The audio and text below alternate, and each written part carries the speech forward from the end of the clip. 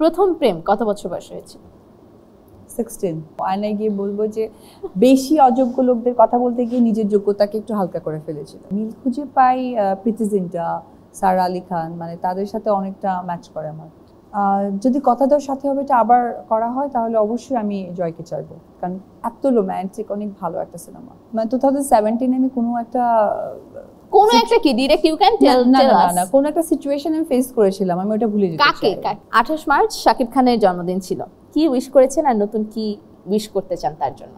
Wish করেছি ওটা একান্ত ব্যক্তিগত, আর উইশ করতে চাই যেভাবে এগিয়ে যাচ্ছে আলহামদুলিল্লাহ আরো ভালো এগিয়ে যাক, এই উইশ সারা জীবন থাকবে। বাংলাদেশের বর্তমান থেকে দেখা তোমার সেরা পরিচালক কে এবং সেরা সিনেমা কোন দুইটি?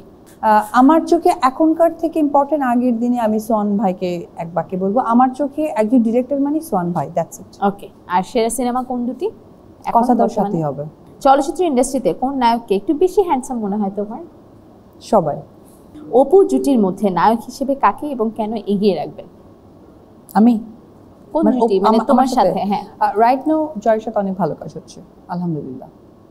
এই লাল হয়ে গেছে লোকটা, মানে মেরুন পরে এসেছে কিন্তু পুরো লাল হয়ে গেল। সেটা তো দেখছি আমি শুরু থেকে, মানে আমাকে যে নন এক্সিস্টেন্স করে দিছো তোমরা দুইজন। লাস্টে বলি আমি আছি তো। ওকে, আপনার পছন্দের কোন ছবি রিমেক হলে বর্তমানে কোন নায়কের বিপরীতে আপনি সেই ছবিটি করতেন? যদি কথা দেওয়ার সাথে হবে এটা আবার করা হয় তাহলে অবশ্যই আমি জয়কে চাইবো, কারণ এত রোম্যান্টিক, অনেক ভালো একটা সিনেমা। জয় কি রোমান্টিক? অ্যাজ এ অ্যাক্টর অনেক ভালো, ওই রকম না, অভিনেতার দিক থেকে আমি যতটুকু দিকে অনেক সিরিয়াস এবং ভালো কাজ করার অনেক ট্রাই করে। ওকে, নায়িকা না হলে অপু বিশ্বাস কি হতো? টিচার হতাম, না হলে একজন উকিল, লয়ার। তুমি অলরেডি একজন টিচার হয়ে গেছো। ওই ইনফ্লুয়েন্সার, এই তোমাকে দেখে অনেক কিছু শিখতে হবে। ইনফ্লুয়েন্সার? সিরিয়াসলি? আচ্ছা ঠিক আছে। ওকে, ধরো এই মুহূর্তে স্মৃতিশক্তি হারিয়ে ফেললে কাকে ভুলে যেতে চাও জীবন থেকে? 17 সালে কোনো কথা নিয়ে আমি, মানে 2017 আমি কোনো একটা কি ডিরেক্ট ইউ ক্যান টেল না কোন একটা সিচুয়েশন আমি ফেস করেছিলাম, আমি ওটা ভুলে যেতে চাই। কাকে আমি বলছি কাকে ভুলে যেতে চাও? না মানে আমি একটা কোনো সিচুয়েশনকে ভুলে যেতে চাই, অবস্থান, মানে আমার একটা সময়। আর কাকে ভালোবাসি বলবে? সব স্মৃতি ভুলে গিয়ে দেখা গেল যে অবশ্যই আমার সন্তান। ওকে, স্মৃতি থাকলেও না থাকলেও আমি বলবো আই লাভ ইউ আমার সন্তান, আমার আব্রাহাম খান জয়। স্মৃতি না থাকলেও আব্রাহাম খান জয়। ওকে, কার কাছে ক্ষমা চাইবে? মার কাছে। আর কাকে জড়িয়ে ধরবে? মাকেই জড়িয়ে ধরার ইচ্ছা। কাকে ঘৃণা করবে? ঘৃণা করার জন্য যোগ্যতা লাগে, সো ওরকম লোক নেই আমার কাছে। আর নিজেকে কি বলবে আয়নায় দেখে? Oh my god, why I'm so beautiful?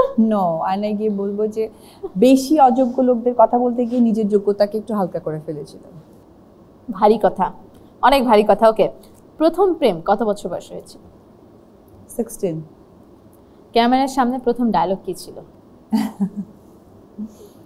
নাচ ছিল, ডায়লগ ছিল না, মানে গানের পারফরমেন্স ছিল। নিচে ছিল। ওকে, সকালে ঘুম থেকে উঠে আয়নায় দেখে নিজেকে কি বলো? উফ, কালকে থেকে আরো বেশি বেশি করে জিম করব। রাত 3টায় বিপদে পড়লে সবার আগে কাকে ফোন দিবে 999 ছাড়া? মামাকে আর আমার শেলি আপু।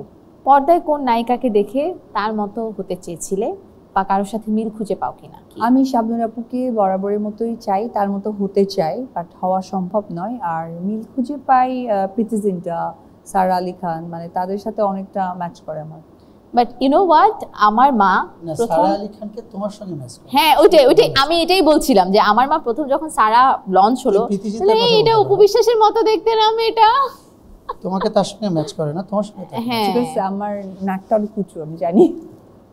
তোমাদের নাক নিয়ে কি প্রবলেম সবার? কারো ফাটা, কারো উঁচু, কারো থ্যাপলা। আমার ফাটা নাক নিয়ে সব, মানে আচ্ছা যাই হোক।